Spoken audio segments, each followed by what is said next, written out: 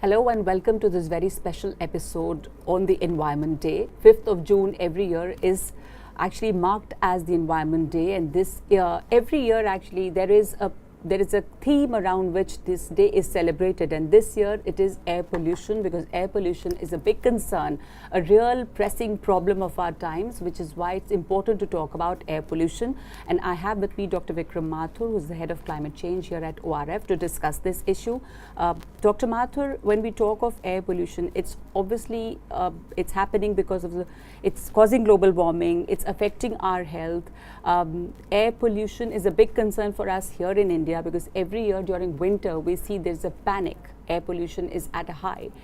What are the reasons of air pollution? Of course, there's dust, there is transport, but it's a very complex issue and it affects more people than we actually know. You know, I was reading, going through a data, about 6.5 million deaths globally every year are caused due to air pollution. It's a big concern here in India as well, especially in Delhi where we are sitting. Yeah, so I think maybe perhaps we could start by talking a little bit about the kind of magnitude of the problem that India is facing. So recent statistics have put Delhi have confirmed that about 22 of the 30 most polluted cities in the world are in India, and Delhi NCR is actually, including Gurgaon, one of the most polluted, or perhaps the most polluted city in the world, and I think those are very alarming statistics, and very often we talk about the impacts of these air pollution, and health is primary amongst them. I was looking at statistics of the Indian state level burden assessments from 2017, and almost 12.5% of the deaths, total deaths, were from air pollution, and the World Health Organization suggests that nearly 100,000 infant deaths annually in India are due to air pollution. So it's a very, very alarming issue, to say the least.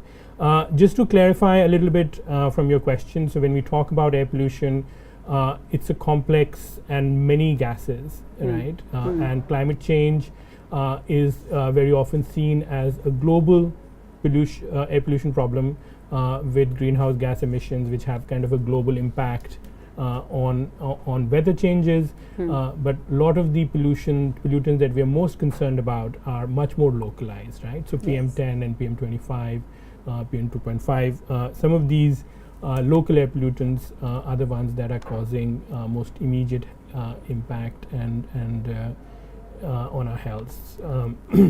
So the cost of air pollution in terms of human cost of air pollution is very high. Like you talked about the infant death, it's basically it leads to breathing problems. The PM2.5, they say it actually goes and settles in. It leads to respiratory issues. And I mean, I think we can talk about air pollution in very kind of specific ways. But something that I kind of wanted to highlight, if you permit me, in this conversation, was that air pollution is very often seen largely as a technical problem, right? So you have statistics on pollution levels. You have monitoring stations. But I think what we need to recognize to actually be able to address the issue, that it's a very complex social problem, right? And it is not merely a technical problem, and I think that recognition will change the way we approach and address issues related to air pollution, and that in some sense was what I wanted to delve slightly deeper into today. So when we say that it's a social problem, we're also talking about our behavior, how we deal with air pollution, and what are the behavioral issues around air pollution. Yeah. For example, we've not given up on fossil fuel. The way we do not really use public transport to a great extent in cities like Delhi, for example. So what are the challenges to tackle air pollution? Transport is one, biomass is another one, dust of course is there. So there are so many factors that are causing this. Yeah. So I mean, let me first clarify what I mean by the social problem. Yeah. So obviously, the most immediate thing is that the impacts of air pollution are largely social, right? So you do have various estimates of the economic cost of air pollution, but I think it's the social cost of air pollution that we should be particularly worried about. And it's not just issues related to health, but recent studies have shown that air pollution is linked to impaired judgment, It can lead to mental health problems and poor performance in schools, and probably also higher levels of crime, right? So those are the sorts of social issues that don't get attention in the usual narrative of the economic impact of air pollution. It's social in another way. It's social in the way that particular social groups are more impacted than the others, right? Yes. So we do have to recognize that that people living in marginal settlements, especially in peri-urban areas in Indian cities, who are migrating from rural areas, are now still using biomass and other fuels for cooking, and are in some sense unhealthy anyways, are much and have tuberculosis and other complex issues, are much more susceptible to harm as a result of air pollution.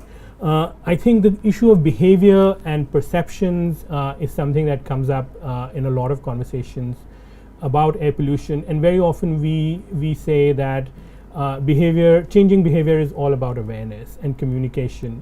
But I think that's again a challenging model, or a model that I'm not that happy with, because there is actually a lot of awareness about air pollution, but people are not acting, and the people are not acting because of deeply ingrained social patterns of behavior, which are not necessarily an issue of awareness and change. Most educated people in Delhi know what air pollution is, but are we changing the way we travel? Are we changing the way we consume? Are we changing the waste that we produce? Right? So I think it's a deeper understanding of the social dynamics of air pollution which is required to deal with this rather complex issue.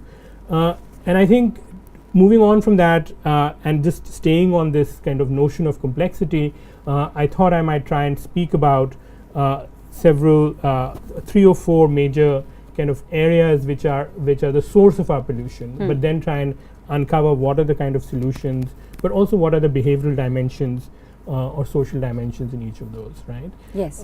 And the 4 that I thought I would like to talk about was transportation, and then I thought I think in the context of Delhi, the burning of biomass, and this is not just crop burning in Punjab and Haryana, it's also burning in the waste and landfills of Delhi. It's also burning of biomass in people's homes. The construction industry is a major source of so every year, sorry pollution. Interrupting you there, but every year during winter and there's a huge hue and cry around air pollution, and everyone you see, there's a rush to buy air purifiers. So the rich who can afford it are all buying air purifiers, but you cannot really live in a bubble if the air is polluted outside.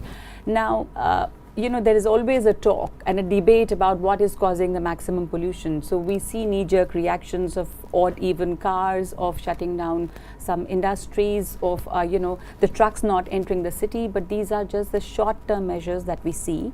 The winter is over. When it's summer, then we forget about it. Even though the air even now is poor and very poor, it may not be severe or dangerous levels, but it's still poor as compared to the WHO standards.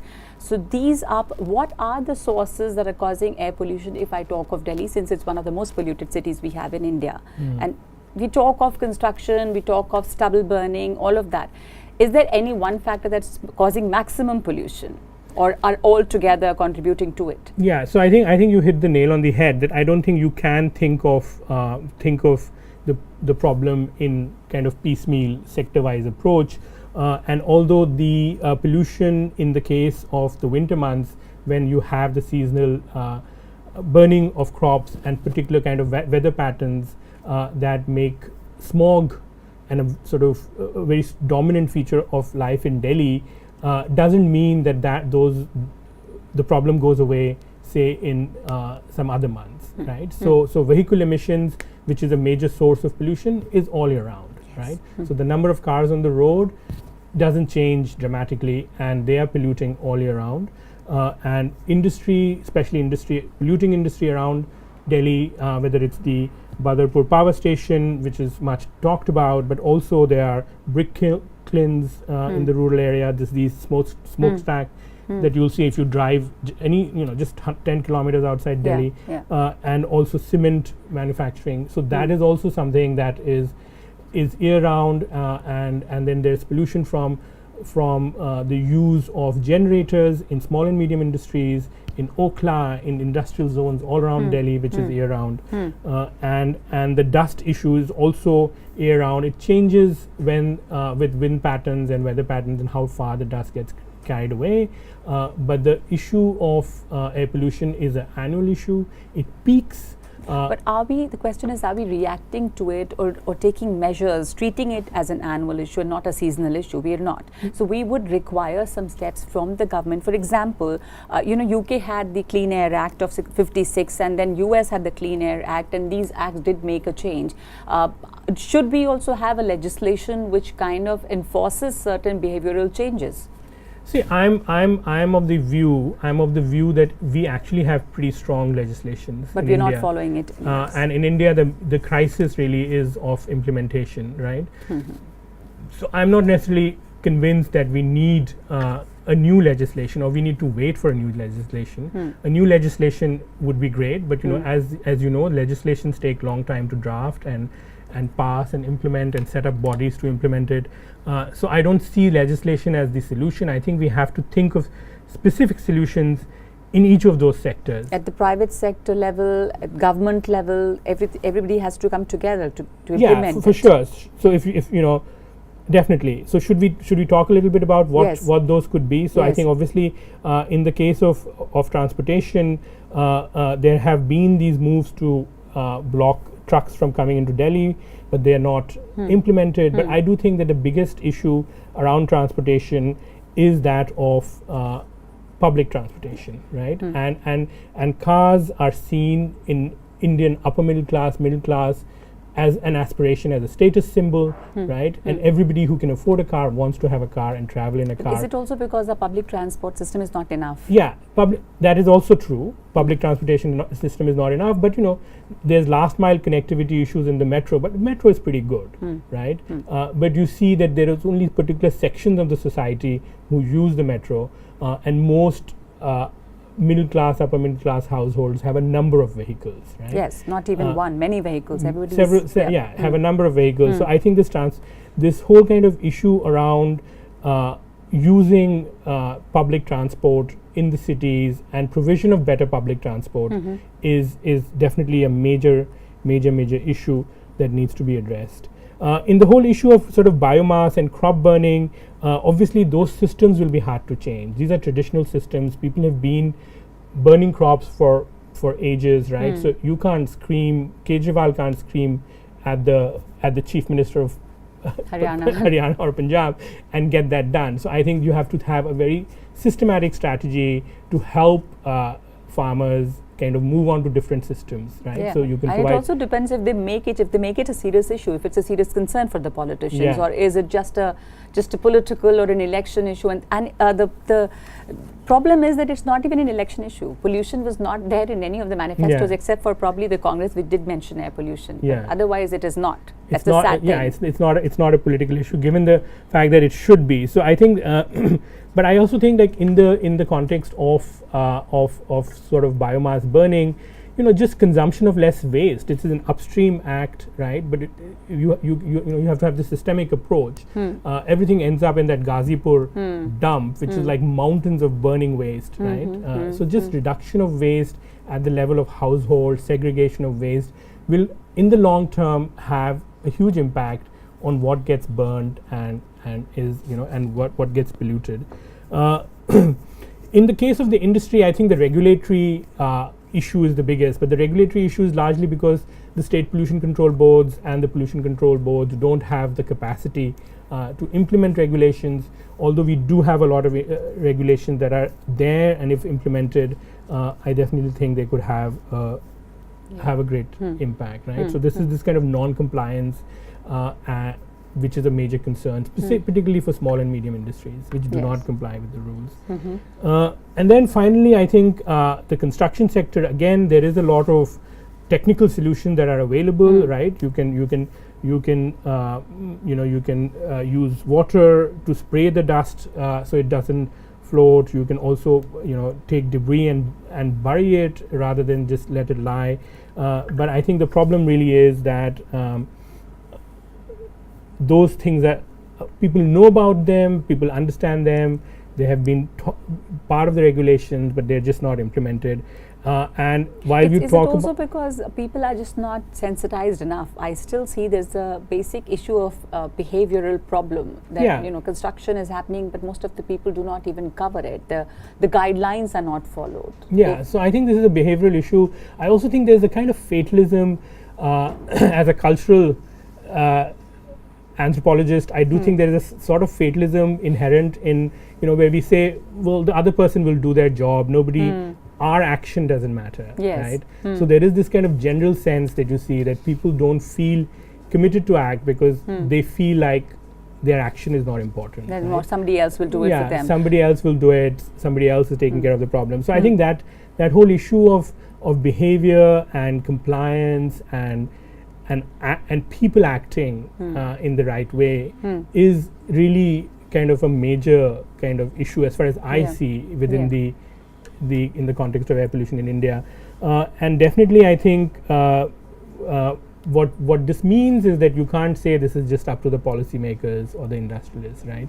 So it definitely means that air pollution is an issue where mothers have to be involved and families have to be involved, and local residents welfare associations have to be involved, right? Yes. There has to be a kind of social effort to address the problem. It's not something that's going to be addressed in kind of episodic, knee-jerk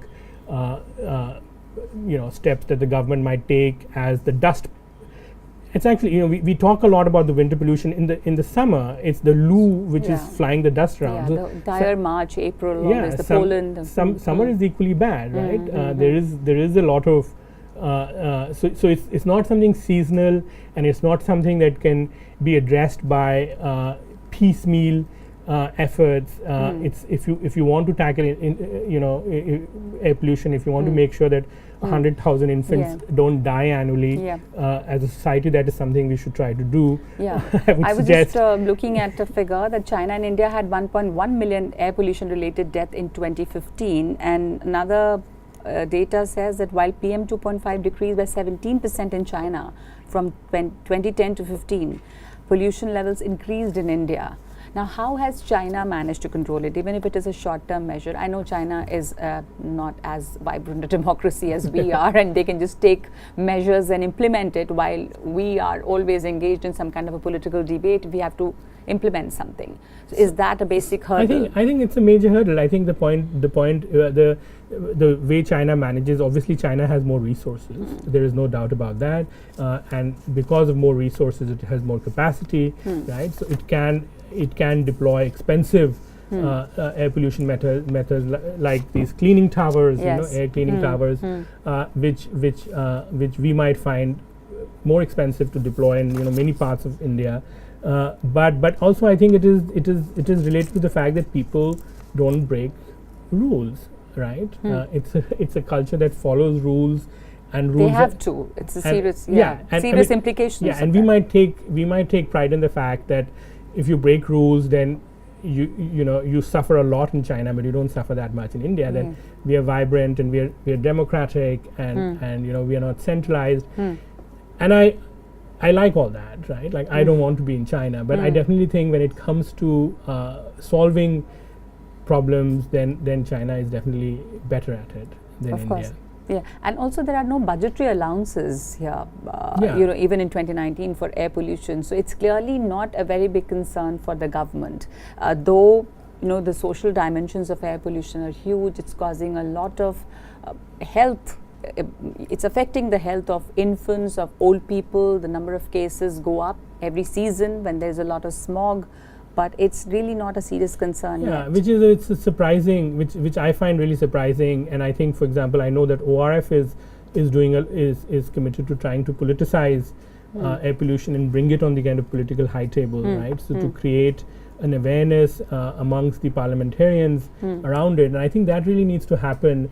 But it is just like health and many other social issues. For some reason, air pollution is not considered a social issue, and I do think that unfortunately we are still sort of set in that mindset that environmental compliance and environmental well-being is in some sense a cost to society, and it's a cost that a developing country cannot face. How do that you is not, strike that balance? That's a fallacy.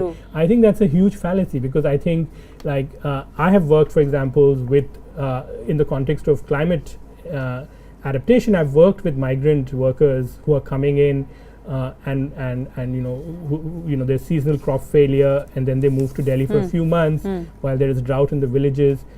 A lot of them are really sick. Yeah. Right. A lot of them have tuberculosis. A lot of them have respiratory illness. So a crude way to say that would be that their productivity is going down, and therefore it has a huge economic cost.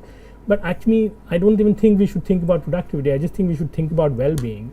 Right? Do you want a large section of your population which is barely healthy, and any kind of disease that comes, they fall prey to it because their immune systems are so But destroyed. are government societies ready to do that at the cost of economic development? There's always a tussle between what's the priority, economic development or environmental concerns. China had similar problem. The developing nations face this dilemma. So how to strike a balance? I don't think it's a matter of balance. I think it's a matter of you have to have first principles about it, right? Like, I don't think you can say it's okay for 30% children to die as long as 40% are not dying, right? I mean, I do think that certain things have to be on the basis of principles that we should not be permitting. We should provide a clean and healthy environment for children to grow up, right? Whatever its economic cost. Right? Just as the last question, throughout the year and towards the end, we'll be again talking about solutions. The knee-jerk solutions we all know, banning firecrackers and the cars and all that happens. But in terms of a sustained mid-level solution, what should be happening at the government level, at the public level? If you could have a few suggestions on that. Yeah, I mean, I think at the public level, definitely, as I said, behavioral change around the use of transportation systems, around the production of waste, is I see as really important in urban areas, and I think it's not just kind of it's also social urban local organizations which might not be governmental, like resident welfare associations, mohallas, have to act on some of these issues, and I think that is one strong part of the picture. And I think at the level of the government, we definitely I think that the industry sector and regulating the industry sector and being able to shut down these kilns and these industries around Delhi which are not providing the power that they are said to produce. They're very inefficient, but they're there because they're there, right? Yeah. Nobody has the political will to shut them down. Yes. And I think that is it. They have to muster the political will and take some hard decisions and close the polluting industries certainly around the capital and the NCR. But also I think this issue of trying to find ways in which agrarian kind of not distress but agrarian agrarian politics, if I may use that word, does not come in the way of actually being able to stop the burning of the stubble, right? So I think those are the kind of areas where the government has to act, and probably transportation and waste is where we still see politics every season regarding stubble burning, of how the government hasn't provided the farmers the equipment, the machinery. The farmers are burning the crop as a means of protest. Actually, total disregard for environment. So thank you so much, Dr. Vikrom Mathur, for that. Thank you so much. And 5th of June is the World Environment Day. Air pollution is a global crisis. It's time we remember and remind ourselves of that. We have seen pictures of children protesting, coming out in front of schools and holding placards. But as you said, it's very important to change our behavior towards air pollution, and that's when the difference will be visible. Thank you so much.